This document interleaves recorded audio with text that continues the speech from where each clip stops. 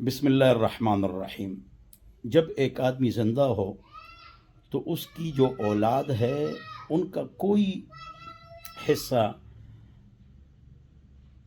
والد کی جائیداد میں نہیں ہوتا۔ بعض بچے بڑے ہو کر شادی کر کے کہتے ہیں میرا اپنا حصہ دے دو تاکہ میں جاؤں۔ آپ کا کیا حصہ ہے؟ جب تک ابو والد صاحب زندہ ہیں سب کچھ اسی کا ہے۔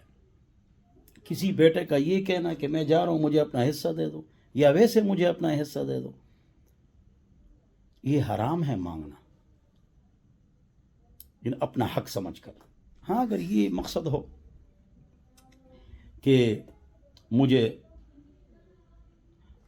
میں سوال کر رہا ہوں، التجا کر رہا ہوں، والد صاحب اس کو تسلیم کر لیں کہ مجھے کچھ نہ کچھ دے دے، میں باہر جا رہا ہوں، تو پھر ٹھیک ہے، لیکن اپنا حق سمجھ کر وہ حق نہیں سمجھ سکتا ہے۔ حق سمجھ کر مانگنا یہ ناجائز ہے۔ اور اس کے علاوہ والدین کی عزت بھی ضروری ہے کہ والدین کی عزت جو ہے نا آپ کریں۔ کہاں جا رہے ہیں والد صاحب سے، اور اگر چلے گئے تو آپ والدین کی عزت اور قدر بھی کریں، ماہانہ تنخواہ میں سے کچھ حصہ بھی دیں، خدمت کے لیے بھی آئیں، سر بھی چاپی کریں اور مالش بھی کریں اور ان کو اف تک نہ کہیں اور ان کی عزت اور قدر کریں۔ یہ آپ کی ذمہ داری ہے کہ آپ اس پر عمل کریں۔